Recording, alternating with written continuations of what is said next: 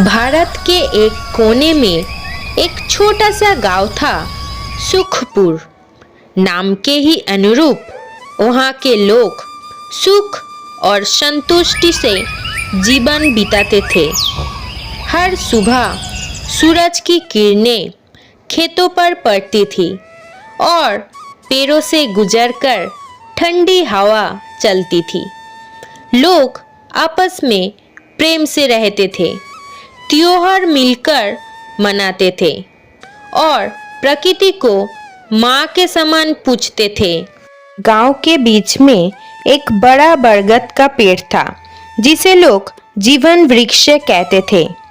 उस पेड़ के नीचे गांव के बुजुर्ग दादा हरिया हर शाम चदरी बिछाकर सभी बच्चों को कहानियां सुनाया करते थे। उनका कहना था, पेड़ हमारे रक्षक है और जमीन हमारी माँ। जो अपनी माँ को बेचता है वो कभी खुश नहीं रह सकता।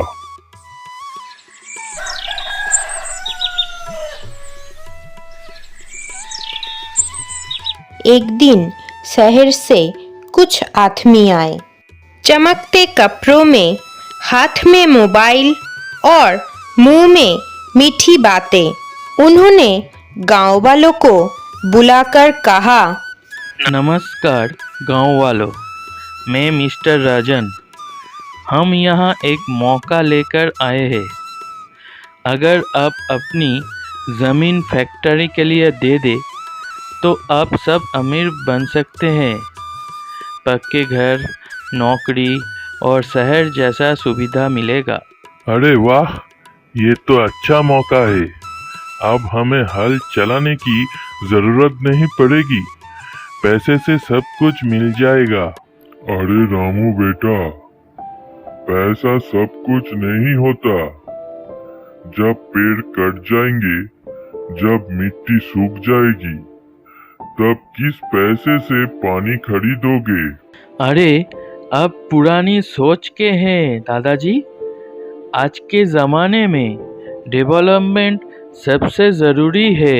सीता थोड़ा सोचकर, लेकिन राजन जी, आपकी फैक्ट्री से धुआं निकलता है, पेड़ तो ऑक्सीजन देते हैं। हमारे बच्चों को क्या हम धुआं का विरासत देंगे? गांव के कुछ लोग लालच में आ गए। उन्होंने कहा, अब जमाना बदल गया है, पेड़ और खेती से क्या होगा? हमें मॉडर्न बनना चाहिए।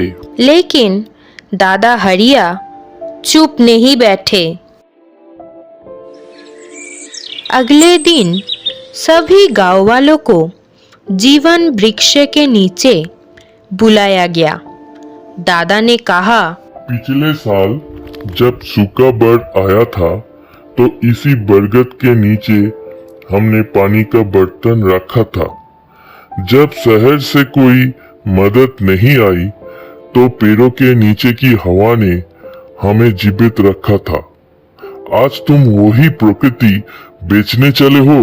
तभी एक छोटी लड़की मीना आगे आई और बोली, दादाजी, मैंने सुना है शहर में लोग एसी के बिना नहीं रह पाते, पर यहाँ तो पेड़ की हवा ही एसी जैसी लगती है।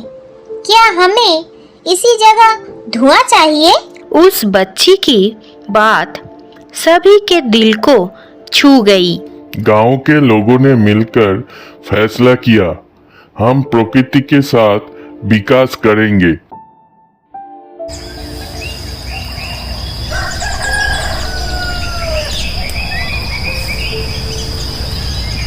उन्होंने जमीन फैक्ट्री को देने से मना कर दिया और उस जगह एक प्राकृतिक तालाब, सोलर पैनल्स और ग्राम विकास केंद्र बनाया।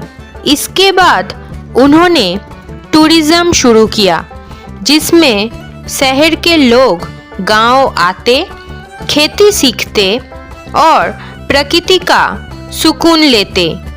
5 साल बाद सुखपुर इतना मशहूर हो गया कि उसे ग्रीन मॉडल विलेज का खिताब मिला। शहर के लोग कहने लगे, भाई देख रहे हो, जहाँ हम एसी खरीद के भी चैन नहीं पाते, वहाँ इन लोगों ने पेड़ लगा के स्वर्ग बना दिया। अंत में विकास जरूरी है, लेकिन बिना प्रकृति को हानि पहुंचाए। लालच से नहीं, समझदारी से जीवन जिया जाता है। जो प्रकृति को अपनाता है, प्रकृति उनका पालन करती है।